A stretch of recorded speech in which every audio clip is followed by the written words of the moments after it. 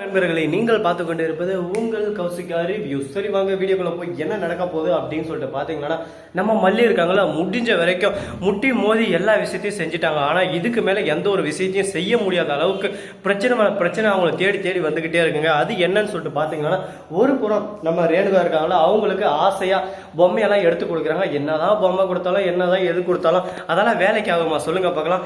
எவ்வளவுதான் நம்ம பண்ணாலும் பண்ணல அப்படின்ற மாதிரி தான் ஒரு பக்கம் பேசிட்டு இருக்காங்க. இதெல்லாம் எந்த அளவுக்கு கொடுமைன்னு கோவிலுக்கு போனா அந்த கோவிலே தலை விரிச்சு ஆடுறாங்க. அந்த அளவுக்கு ஒரு பக்கம் கொடுமை மேல கொடுமையா இருக்கு. சரி, இதெல்லாம் ஒரு பக்கம் இருக்கட்டும் சொல்லிட்டு விட்டாலும், அதே சமயத்துல மறுபக்கம் என்ன நடக்குதுன்னு சொல்லிட்டு பாத்தீங்கன்னா, நம்ம மல்லி இருக்காங்களா, அவங்க இருந்து ஒரே வார்த்தை தான், நீங்க எதுக்கும் கவலைப்படாதீங்க விஜய், எல்லாமே நான் பாத்துக்கிறேன், எல்லாமே நம்ம கையில் தான் இருக்கு அப்படின்னு சொல்லிட்டு சொல்லிருக்காங்க. ஏன் எதனால அப்படின்னு சொல்லிட்டு பாத்தீங்கன்னா, எல்லாமே தாராள மனசு தாங்க. தாராள பிரபுவா இருக்கும் போது நமக்கு என்ன கவலை சொல்லுங்க பார்க்கலாம். வாழ்க்கையில நம்ம என்ன வேணாலும் பண்ணலாம், எப்படி வேணாலும் பண்ணலாம்னு சொல்லிட்டு பண்றவங்க நிறைய பேர் இருக்காங்க.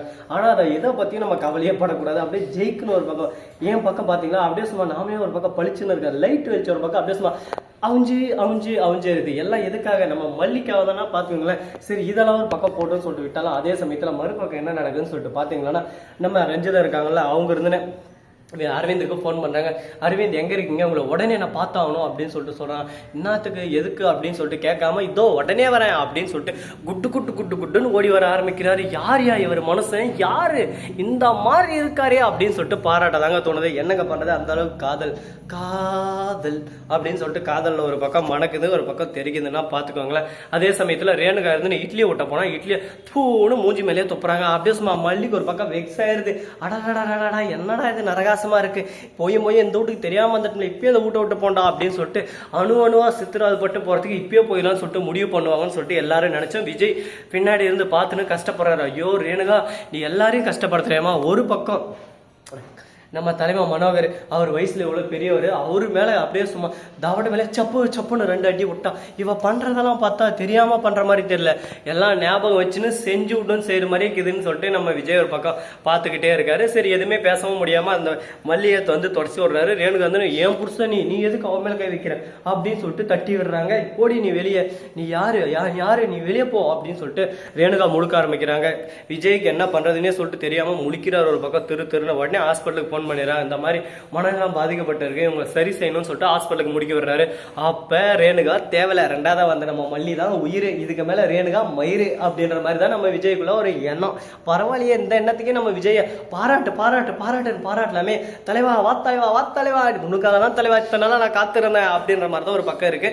சரி, இவ்வளவு பிரச்சனை இருக்கு, நடுவுல நம்ம சமாளிச்சுக்கலாம், எல்லாத்தையும் நம்மளால முடியும் அப்படின்னு சொல்லிட்டு ஒரு கான்பிடென்ட் இருக்கணும். ஆனா நமக்கு அது 0% கூட இல்லைங்க. நம்மள பொறுத்த வரைக்கும் எப்படியாவது விஜய் மல்லி சேரணும், ரேணுகா ஒரேடியா ஒழியணும், அதுதான் எல்லாரோடைய எண்ணமும். அப்படி இருந்தாலும் வெண்பான்ற ஒரு பச்சிலும் குழந்தை இருக்கு.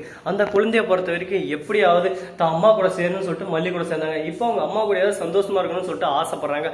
அப்படி ஒரு ஆசையை நிறைவேற்றி வைக்க முடியாத ஒரு கேவலமான பிறவியா தான் நம்ம விஜய் இருந்தாரு. ஆனா இப்போ அதுக்கு எந்த ஒரு பிரச்சனை இல்லை.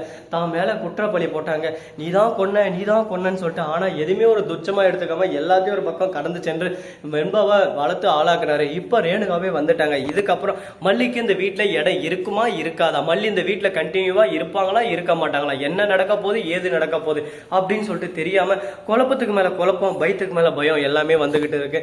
எவ்வளவு வேணா குழப்பம், எவ்வளவு வேணா பயம் வரட்டும், அதை பத்தி எங்களுக்கு கவலை இல்லை. நான்லாம் அடிச்சு ஆடுவேன் கபிலா, என் ஆட்டம் வந்தா போதும் இறங்கி ஆடுவேன் அப்படின்னு சொல்லிட்டு தைரியமா நின்று இருக்காங்க. சரி, இந்த மாதிரி எல்லாம் ஒரு பக்கம் கடந்து போயிட்டு இருக்க பிரச்சனை. மறுபக்கம் என்ன நடக்குதுன்னு சொல்லிட்டு பாத்தீங்கன்னா, கதிரேசன் இருக்காருல, அவர் வந்து புதுசா தினசா ஒரு பிரச்சனையா வடிவமைக்கிறாரு. எதுக்காக அப்படின்னு சொல்லிட்டு பாத்தீங்கன்னா, அவனை பத்தி பேசாதே, மண்டை சூடு ஆகுதே அப்படின்னு சொல்லிட்டு ஆடியன்ஸ் எல்லாம் ஒரு பக்கம் பேசுறாங்க. ஏன்னா கதிரேசன் வந்தாவே அந்த இடத்துல தரமா ஏதோ ஒரு பிரச்சனை உருவாக்கி விட்டு போவாரு. இப்போ என்ன சொல்றாரு அப்படின்னு சொல்லிட்டு பாத்தீங்கன்னா, என் பொண்ணை பைத்தியம் ஆக்கிட்டான், அதுக்காக நான் கேஸ் போடுறேன், என் பொண்ணு உயிரோட வந்துட்டான், ஆனா என் பொண்ணு என்கிட்ட ஒப்படைக்க மாட்டேறான், என் பொண்ணை கடத்தி வச்சுன்னு இருக்கான், என் பொண்ணு மனநிலை பாதிக்கப்பட்டுக்கிறதுனால அவளை அப்படியே கொண்டுடலான்னு பாக்கலாம், எனக்கு பசங்க யாரும் இல்லை, என்கிட்ட இருக்கிற சொத்து திருடுறதுக்கோசம் இந்த மாதிரி பண்ணோம் அப்படி இப்படின்னு சொல்லிட்டு திருப்பியும் ஒரு அவதூறான ஒரு புகாரா ரெடி பண்றாரு. நீ எல்லாம் மனுஷன் தானா, சத்தியமா எனக்கு தெரியல, டவுட்டா தான் இருக்குது. எப்பா சாமி, இந்த மாதிரியெல்லாம் யோசிக்கிறது உன்னால மட்டும்தான் முடியும். யோசிக்கிறதுன்னு சரி, சிந்தனையில் வந்து போனா அப்படிதான் ஒரு பக்கம் இருக்கு. சரி பரவாயில்ல, எல்லாமே ஒரு பக்கம் நமக்கு சாதகமாக தான் இருக்கப்பா அப்படின்னு சொல்லிட்டு நம்ம நம்பின்னு இருக்கோம். ஆனால் அது எல்லாமே சாதகமாக அமையுமா, என்ன நடக்க போகுது, எது நடக்க போகுது, எப்படி நடக்க போகுது அப்படின்ற ஒவ்வொரு விஷயத்தையும் நம்ம இன்ச்சு பை இன்ச்சாக பார்க்க போகிறோங்க. அது மட்டும் இல்லாமல் உங்களுக்கு இன்னொரு குட்டி கதை ஒன்று சொல்ல போகிறேன். அப்படி என்னடா சொல்ல போகிறேன், என்னடா ஆச்சு அப்படின்னு சொல்லிட்டு பார்த்தீங்களா, அதுக்கு முன்னாடி சிறிது இடைவேளைக்கு பிறகு இதுவரை நீங்கள் பார்த்து கொண்டு இருப்பது உங்கள் கௌசிகா ரிவ்யூ. ஸோ நண்பர்களே, இந்த வீடியோ பிடிச்சிருந்தா லைக் பண்ணுங்க, கமெண்ட் பண்ணுங்க, ஷேர் பண்ணுங்க, டிண்டிங் மேலே தட்டி விட்டு போங்க. அப்பதான் நான் போகிற அடுத்தடுத்த வீடியோ உங்களுக்கு உடனுக்குடன் நோட்டிஃபிகேஷனில் வந்து கொண்டே இருக்கும். மிக்க நன்றி. தேங்க்ஸ் ஃபார் வாட்சிங். Tata, see you. நன்றி, வணக்கம், வந்தனம், வருக, தருக, ட்ருக. Tata, by by.